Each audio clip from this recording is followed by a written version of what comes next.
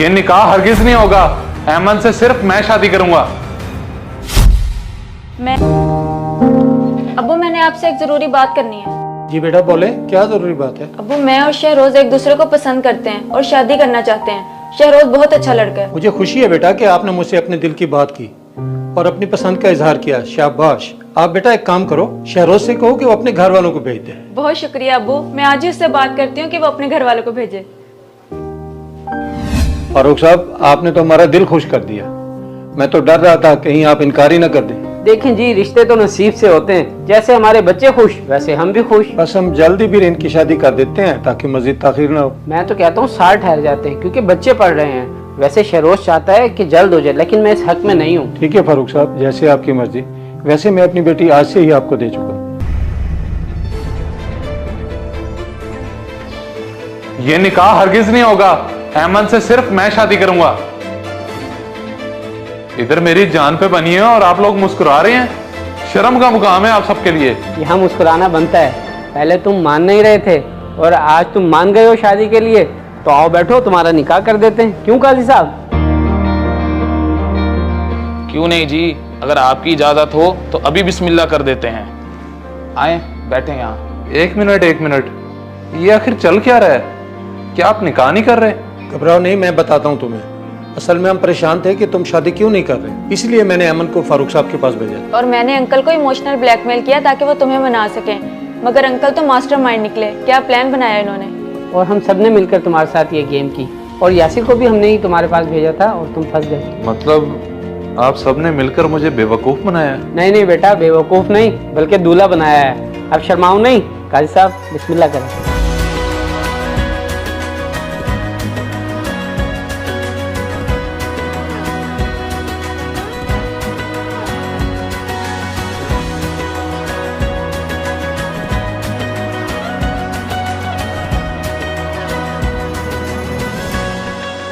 चुगताई साहब, फिर कैसा बकरा लाया हूं आपके लिए।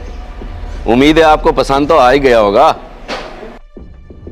माशाल्लाह, बकरा तो अच्छा है, मगर इसकी कीमत क्या है? कीमत की फिक्र ना करें जनाब, आप तो मुझे 60-70 हजार की रेंज का कह रहे थे, लेकिन 50 हजार में तैयार करके दे दूंगा आपको। अच्छा, 50,000 में बना दोगे? लेकिन ये बकरा तो... देखें चुगताई साहब, बकरा कैसा है, 70,000 का मिला है। कहीं महंगा तो नहीं ले लिया? बकरा तो तुम्हारा बहुत अच्छा है, लेकिन महंगाई की वजह से मंडी के रेट ही काफी बढ़ गए हैं। जी बिल्कुल, बात तो आपकी ठीक है, लेकिन आप दुआ करें कि अल्लाह पाक मेरी कुर्बानी कबूल करे। ये किस सोच में पड़ गए हैं जनाब, बताएं, समझ में आता है तो बिस्मिल्लाह करते हैं। जी जी, बिस्मिल्लाह करते हैं। बस आप मुझे 2 मिनट दे दें, मैं भाई को बुला लूं ताकि वो भी कुर्बानी में शामिल हो जाए। जी ठीक है, कोई मसला नहीं, आप बुला लें उन्हें, मैं इंतजार कर रहा हूँ। बैठ जा तू ही। लगवा लेंगे।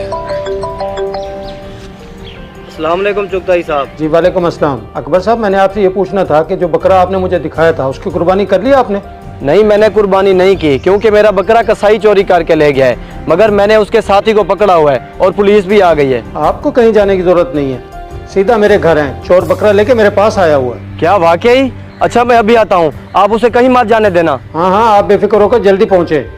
मैं बैठा उसी को देख रहा हूँ, वो कहीं नहीं जा सकता। ओके जनाब, इसका साथी और मेरा बकरा पकड़ा गया है, अब जल्दी से घर चलें। चलो अल्लाह का शुक्र है, असली मुजरिम तो पकड़ा गया। चलें जनाब, अब जल्दी से बाइक निकालें, मैं इसे पीछे पकड़ के बैठता हूँ।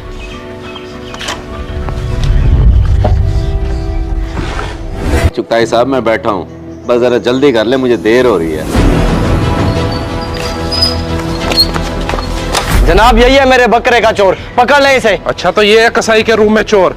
चल थाने देखते हैं तू कैसे बकरा हलाल करता है। चुगताई साहब, ये आपने अच्छा नहीं किया, मुझे अंदाजा भी नहीं था कि आप मुझे पकड़वाने की साजिश कर रहे हैं। बहुत गलत किया आपने ये। ज्यादा बकबक ना कर, जब तुम दोनों को दूंगा ना सलाखों के पीछे, फिर पता चलेगा किसकी साजिश है। चल। जनाब मैं चोर नहीं हूँ, सारा इसका कसूर है। भाई मैं तेरे आगे हाथ जोड़ता हूँ, इनको सब हकीकत बता दे, मेरी कोई गलती नहीं है। ये बेचारा सच कह रहा है, इसका कोई कसूर नहीं है, बल्कि सारी गलती मेरी है। सेठ ने मेरे साथ बदतमीजी की थी तो मैं इसे सबक सिखाना चाह रहा था। अच्छा तो इतनी सी बात के पीछे तूने बकरा चुरा लिया, जो जुर्म किया इसकी सजा तो तुझे जरूर मिलेगी। चल।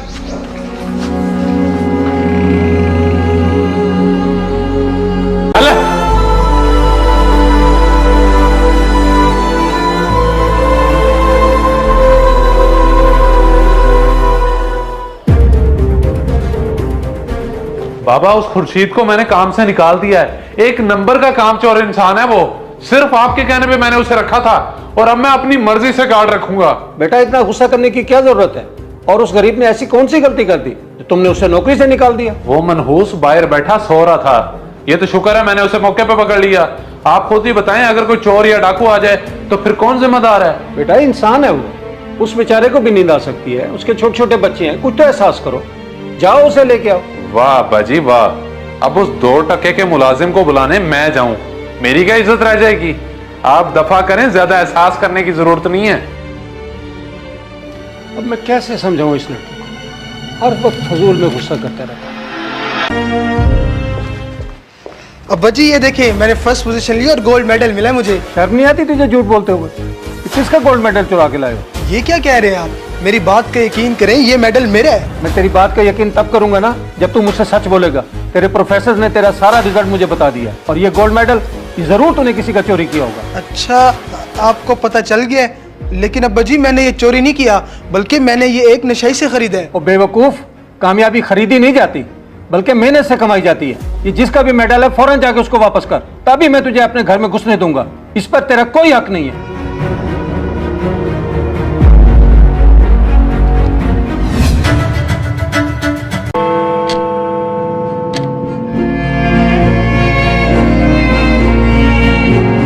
शेख साहब,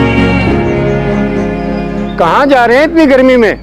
आपकी तबीयत कुछ ठीक नहीं लग रही, खैरियत तो है? बस यार तबीयत कुछ ठीक नहीं है, डॉक्टर के पास जा रहा था चेकअप के लिए। खैरियत तो है? आप अकेले जा रहे? बेटा कहाँ है आपका, वो क्यों नहीं लेकर गया? यार उसको और भी बहुत सारे काम होते हैं, बड़ा मसरूफ होता है, तो मैंने सोचा मैं खुद ही चला जाता हूँ। माजरत से मुझसे खड़ा नहीं हुआ जा रहा, मैं चलता हूँ। क्या हुआ शेख साहब? शेख साहब क्या हुआ?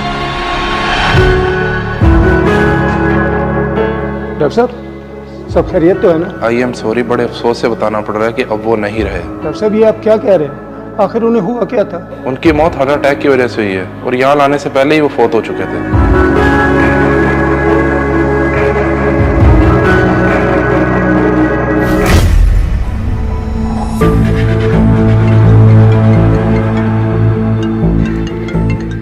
किसी मौलवी इशफाक की कॉल आ रही है, ये ले कर ले बात। असूल के मुताबिक ये मोबाइल अब तू जीत चुका है, फिर मैं कैसे कॉल उठा लूं? चल कर ले बात, दिल छोटा ना कर, क्या पता बेचारे की कोई इमरजेंसी हो।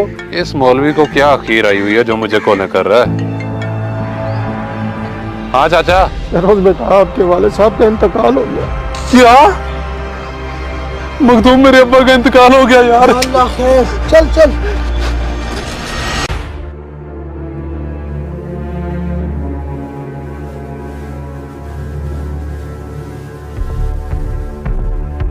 ओए अभी तो तू घर वापस आया है, अब फिर निकला जा रहा है। अबू पैसे उठाने आया था, बकरे लेने जा रहा हूँ। बकरे लेने? लेकिन कल तो तू कह रहा था कि मंडी बहुत तेज है, आखिरी दिनों में लूंगा। अब अचानक कैसे इरादा बदल गया? अब मंडी नहीं जा रहा, मैं जा रहा हूँ किसी देहात से लेने। अभी नेट पे पोस्ट देखी है मैंने, बहुत ही सस्ते मिल रहे हैं वहां से। और पागल हो गया है? ऐसे ही बिना सोचे समझे नेट पे देख के तू कहीं भी चला जाएगा लेने के लिए? आजकल हालात ठीक नहीं है। क्या हालात ठीक नहीं है? अब्बू ये बातें करके मूड तो ना खराब करें। इतना ढूंढने के बाद अच्छे और सस्ते बकरे मिले हैं, जब लेके आऊंगा ना फिर आप क्या पूरा मोहल्ला देखता रह जाएगा। अजीब बेवकूफ लड़का है। मैं तो इस हक में नहीं हूं कि कोई चीज नेट पे देखकर बंदा खरीदने चला जाए। बेहतर था कि अपनी मंडी से खरीदता।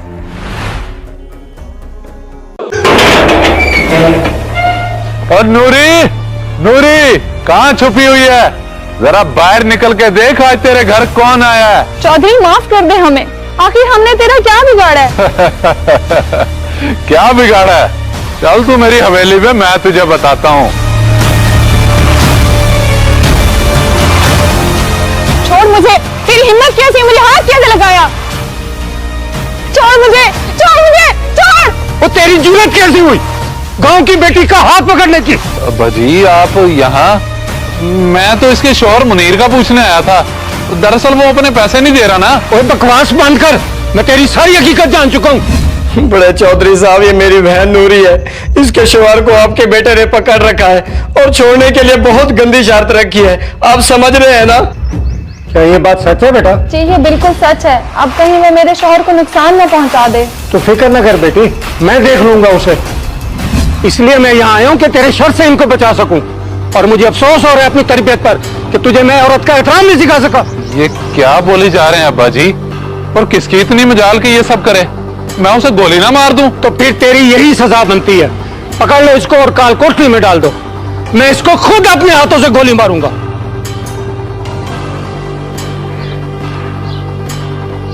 मान गए चौधरी साहब आपके इंसाफ को, लेकिन आप इसे माफ कर दें ताकि ये मेरे शौहर को छोड़ दे। और देख, शर्म कर, उसने तुझे माफ कर दिया और तू उन पे कितना जुल्म कर रहा था। अब्बा जी मैं अपने किए पे शर्मिंदा हूँ। अब मुझे इतना भी जलील ना करें, आखिर मैं भी इस इलाके का चौधरी हूँ। चौधरी? ये काम तूने चौधरियों वाले किए?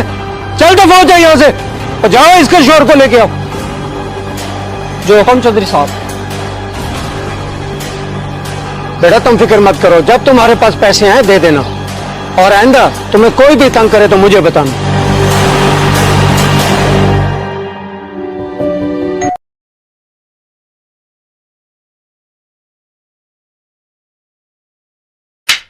चल इस बूढ़े को रोक।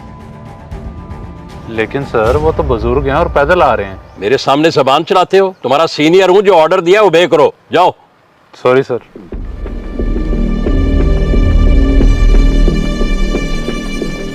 बेटा क्या तुम बता सकते हो यहाँ से पेट्रोल पंप कितना दूर है? जी जी बुजुर्गो, थोड़ा सा आगे जाएं तो सीधे हाथ मुड़ते ही पेट्रोल पंप है।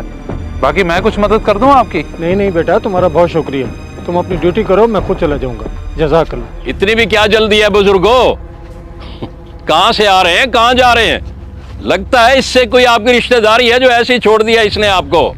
रिश्तेदारी तो कोई नहीं है बेटा, मगर इंसानियत ही सबसे बड़ा रिश्ता है। और इंसानियत का तकाजा ये है कि आप कापी और लाइसेंस चेक कराएं। ये पेट्रोल खत्म होने का बहाना करके आप बच नहीं सकते। बेटा इस उम्र में मुझे झूठ बोलने की क्या जरूरत है? कागजात देखने हैं तो ये लो कागजात। दिखाए।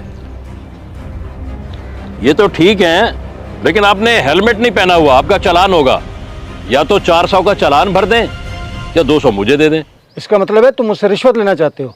ये तो कोई बात ना हुई कि हेलमेट की वजह से तुम मेरा चालान कर रहे हो, जबकि मैं पैदल आ रहा हूँ। सर छोड़ें, बुजुर्ग आदमी है और ऊपर से गर्मी भी है। बकवास बंद कर, तुझे ज्यादा फिक्र है ना, खुद भर ले चालान। ओ चाचा जी, पहले आपका होना था 400 का चालान, अब मैं 500 का कर रहा हूँ। इसे भर के ना डॉक्यूमेंट्स ले लेना। जाओ। ठीक है बेटा, तुम कर लो चालान, मैं तुम्हारी शिकायत भी करूंगा और ये चालान भी भर लूंगा। बहुत शुक्रिया।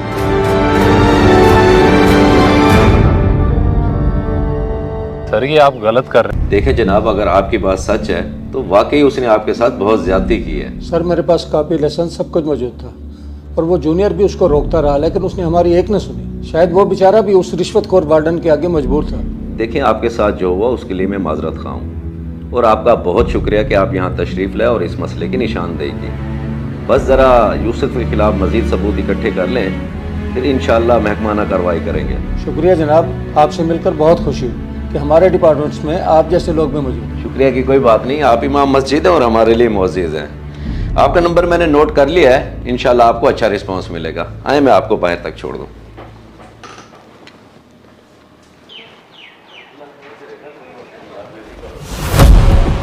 अस्सलाम वालेकुम सर। वालेकुम अस्सलाम। जी इमाम साहब, देखें क्या यही नौजवान था? जी जी यही था सर। सर मेरी बात का यकीन करें, मैं कसूरवार नहीं हूँ। यूसुफ साहब ने मुझ पर इल्ज़ाम लगाया है और वो अपने सीनियर होने का नाजायज़ फ़ायदा उठाते हैं। इसकी इंक्वायरी मैं खुद करूंगा और हकीकत का काफ़ी हद तक मुझे अंदाज़ा हो गया। तुम बेफिक्र रहो और सुबह तुम यूसुफ के साथ ही ड्यूटी करोगे। Okay sir. ठीक है जनाब, फिर मैं भी चलता हूँ। ठीक है, अल्लाह हाफिज़।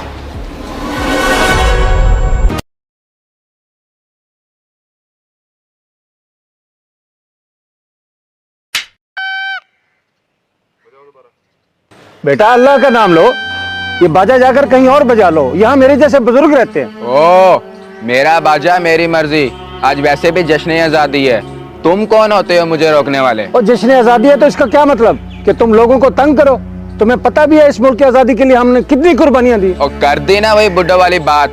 जाओ चाचा जी, जाकर अपना काम करो और मुझे ये आज़ादी के भाषण ना सुनाओ। वैसे मुझे अफसोस है आज की इस नौजवान नस्ल पर, जो अपने बुजुर्गों की कदर नहीं करते, वो इस मुल्क की खाक करेंगे।